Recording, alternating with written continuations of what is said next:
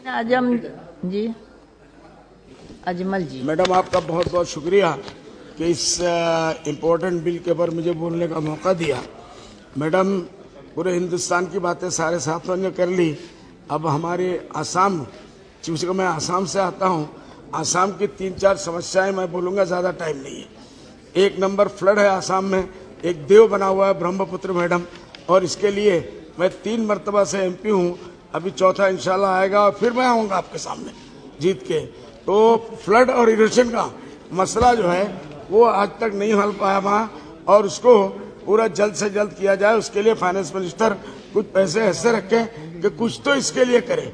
Flood और erosion में लाखों लोगों का घर बह जाता है, जमीनें बह जाती है, जमीन बर्बाद हो जाते हैं, वो खेती के लायक नहीं रहते, लोग मर जाते हैं, फ्लड में बह जाते हैं, जानवर बह जाते हैं। तो इसके लिए खास करके मेरे इलाके में मैडम धुबड़ी, साउथ सालमारा, मनकाचर, ग्वालपाड़ा, बड़पेटा, करीमगंज और जलेसर, हर जगह में इरोशन ही इरोशन है और फ्लड ही फ्लड है।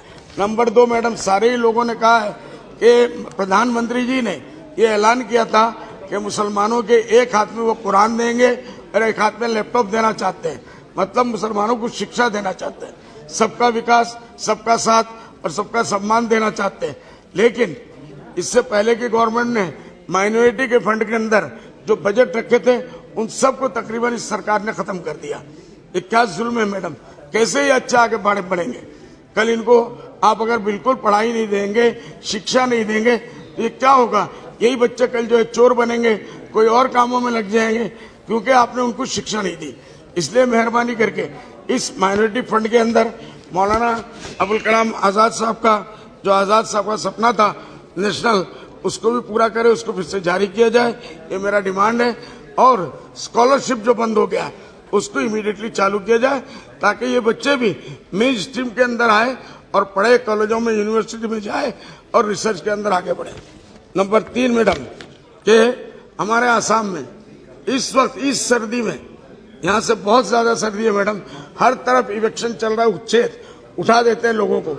जो 50-50 साल से लोग बैठे हैं उनको रातों रात कोई बगैर नोटिस दिए रात को लाके नोटिस समझाते हैं और सुबह बुलडोजर लगा देते हैं और लगा के उनकी पूरी आबादियों को खत्म कर देते हैं। कम से कम मैडम जो भी कानूनी कार्रवाई है वो जरूर करें, हमें इससे कोई आपत्ति नहीं। अगर इलीगल है उसको उठाएं, लेकिन इतना तो टाइम दे। इसकी वजह से खास करके मैं आपसे माध्यम से ये कहना चाहूंगा कि सरकार जो है वो लोगों को टाइम दे और कम से कम इस सर्दी के मौसम में इस इलेक्शन को बंद किया जाए।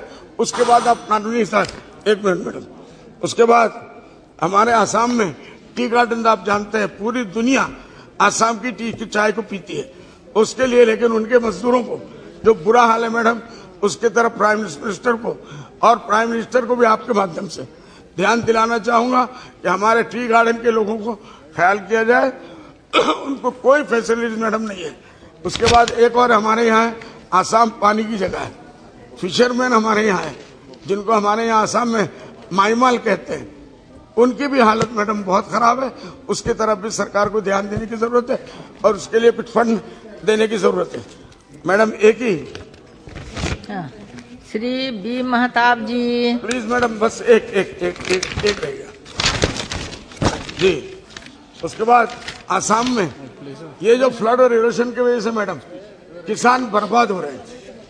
कुछ लोग फ्लड में खत्म हो जाते हैं, कुछ लोगों की जमीनें इरोशन में बह जाती है, और कुछ लोग उसके बाद जब गर्मी उसका शुरू हो जाता है तो उसके अंदर सूखे में मर जाते हैं। तो इसीलिए फिर जो है मैंने एक बीच पास कराया था मैडम। बोलने दीजिए इनको, भाई हो गया, सारा पॉइंट आपका आ गया, सभी पॉइंट आ गया। बैठा जाए और जोर देंगे, हम जोर देंगे उसको।